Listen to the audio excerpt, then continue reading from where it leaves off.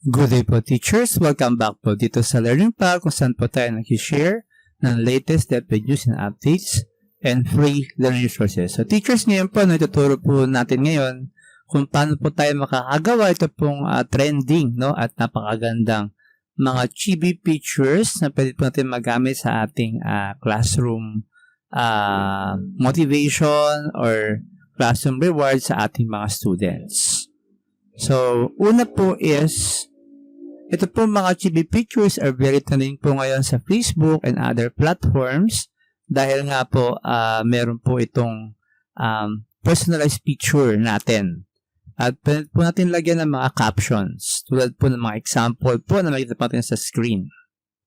So, pwede po natin i-personalize po yung mga words na yan, pwede po natin baguhin dahil mamaya po gagamit po tayo ng AI, yung ating pong ChatGPT.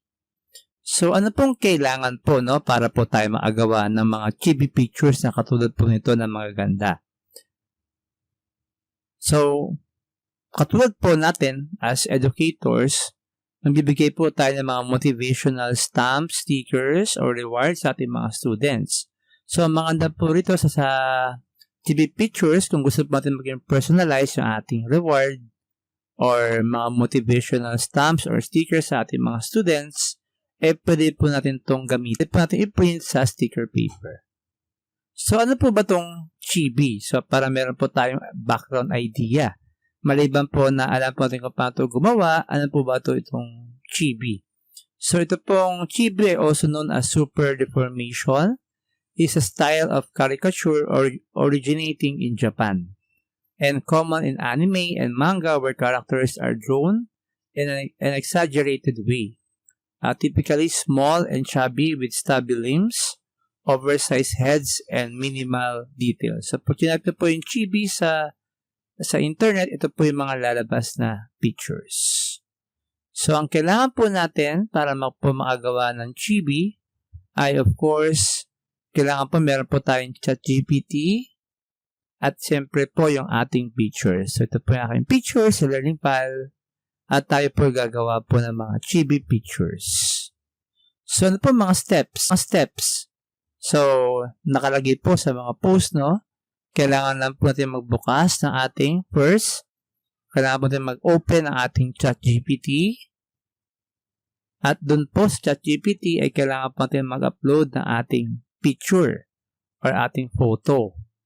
And pagkatapos po ma-upload yung ating photo, i-add po yung prompt na to. Ito pong instructions na to. So, ilalagay ko po yan sa ating description po ng video na ito para po makita po natin kung paano po natin magamit ito pong prompt sa ating paggawa po ng ating chibi. So, start na po tayo. So, sabi ko nga po, ang first step po is kailangan po natin mag-open ng ating ChatGPT. Then, pag nakalagin na po tayo ay makikita po natin dito yung ating profile. So, una po is kailangan po natin i-upload yung ating picture. So, ulitin ko po itong ginawa ko po. Actually, mayroon na po ako nagawa. So, sabi po dito. So, para po mag-upload ng ating picture, i-click nyo lang po itong plus button. Nakalagay po, apply, upload, files, and more. And then, saan nyo po kukunin yung picture nyo? Sa Google Drive po ba? Sa Microsoft OneDrive? Or sa computer? So, sa akin po sa computer. And then, yan po. Hanapin ko lang po ang aking picture. Ayan po, hintayin nyo lang po ito ma-upload. Pag okay na po, dito po sa may prompt part, pwede po tayo maglagay ng message. Okay po. So, puntahan lang po natin itong prompt. And then, copy lang po natin.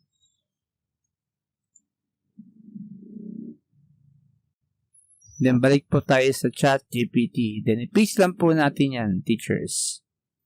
So, nakalagay po rito na create a 3D kawaii 10 by 16 canvas pictures, 9 chibi style stickers in various outfit poses and expressions. So, pwede po natin i-edit tong prompt na to para po mas maganda. And then, nakalagay po rito na each sticker has a white border and includes a speech bubble with phrases like, awesome, nice one, haha, salamat po, good job, and God bless. Set on a soft white to passive blue gradient background for a fun, positive vibe. So, pwede yung baguhin yung mga words po dito, dagdagan or bawasan, or kung ano pong suitable po sa ating classroom setup. So, pag okay na po, i-click nyo lang po itong arrow up. So, ibig sabihin po niya, mag-start na po na gawin na po yung ating mga chibi pictures. So, click lang po natin yan. Ayan, papansin po natin sa baba na naglo-loading po yung ating ChatGPT. So, hintayin nyo lang po yan, teachers, dahil medyo matagal po yan kasi mga pictures po yung kanyang ginagawa. So, ayan na po, teachers, no? Para po makuha natin yung ating mga chibi pictures. Yan po, no? I-right-click nyo lang po yan, then save image. So, pwede nyo po yan i-save sa desktop, sa documents po ninyo po.